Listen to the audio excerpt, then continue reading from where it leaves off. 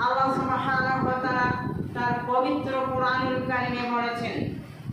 সূরা আন-নাজম 53 নম্বর সূরা 3 নম্বর আয়াতে আল্লাহ পাক বলেন, আমা ইয়ানতিকু আনিল হাওয়া, সে তো নিজ খেয়াল খুশি থেকে কিছু বলে না। অর্থাৎ আল্লাহর নবীর কথা বলেছেন যে সে তো তার নিজ ইচ্ছা মতো খেয়াল খুশি থেকে কিছু বলে না।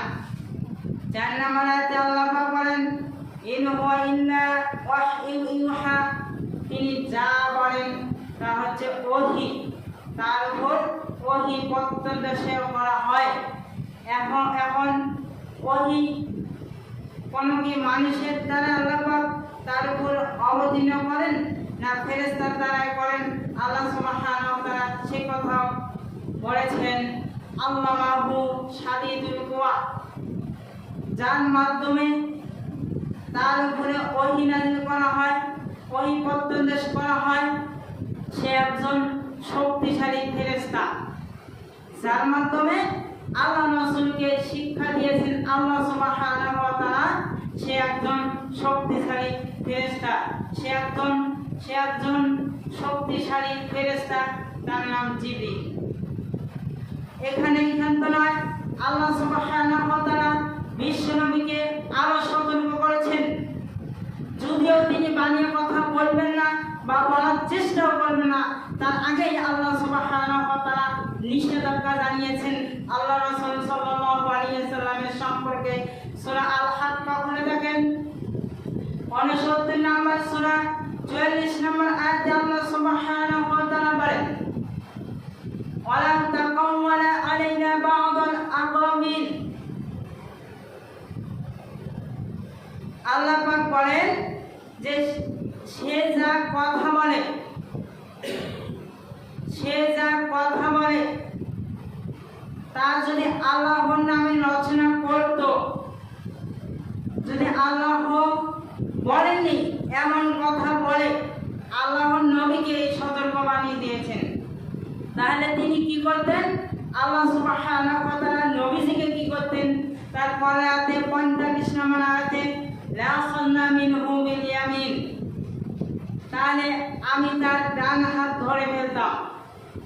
আল্লাহ সুবহানাহু ওয়া তাআলা বিশ্ব নবীজির ডান হাত ধরে ফেলত। ডান হাত এই জন্য বলেছেন, সাধারণতভাবে আমরা যারা ডান হাত দিয়ে কাজ করি, আপনার আমার ডান হাতে শক্তি বেশি, এই জন্য তিনি ডান হাত চিপে ধরে কথা বলেছেন। আল্লাহর নামে যদি একটা কথা রচনা করার চেষ্টা করত আল্লাহর নবী, কত বড় কথা! শুধু এখানে নয়, আল্লাহ পাক তারপরে আয়াতে বলেন, এরপর কি করতাম?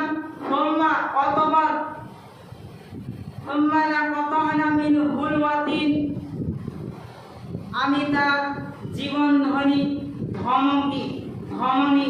অর্থাৎ কণ্ঠনালী কেটে দিতাম। আল্লাহর নবী যদি একটা কথা আল্লাহ তাআলা বলতে বলেননি, তা যদি নিজের রচনা করে বলতেন, তাহলে আল্লাহ সুবহানাহু ওয়া তাআলা তাকে সতর্ক করেছেন, হে নবী, আমি তোমার কণ্ঠনালী কেটে দিতাম। এবং তারপরে বলেছেন, হামা মিনকুম মিন আহাদিন আনহু হাজিজিন, তোমাদের কেউ তাকে রক্ষা করতে পারবে না। আল্লাহ তাআলা যদি বিশ্ব নবীজি ধরতেন, তাহলে আল্লাহ পাক বলেছেন তোমাদের কেউ তাকে রক্ষা করতে পারতেন না।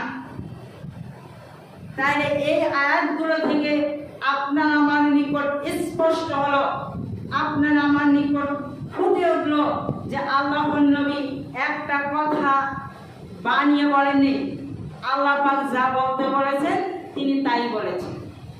এই জন্য বিশ্ব নবী সাল্লাল্লাহু আলাইহি সাল্লাম আপনার আমার জন্য, তার উম্মতের জন্য যা হা বলেছেন তা হালাল হয়ে গেছে, যা না বলেছেন তা উম্মতের জন্য হারাম।